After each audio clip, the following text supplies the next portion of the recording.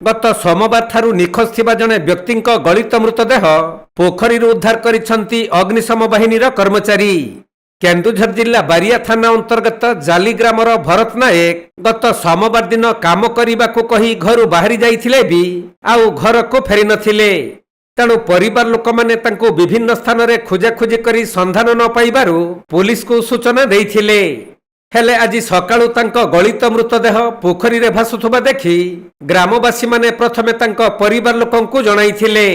परे एनै बारिया पुलिस को खबर दिया जिबारु पुलिस और अग्निशम बाहिनी आसी पोखरी भितरु भरतंको गलित मृतदेह को उद्धार करिसंती। तबे भरत पोखरी रे बुडी मृत्युवरण करिसंती कि अन्य कोनोसी कारणरु तांकर मृत्यु होईछि से नै पुलिस आरंभ करिछि तदंत।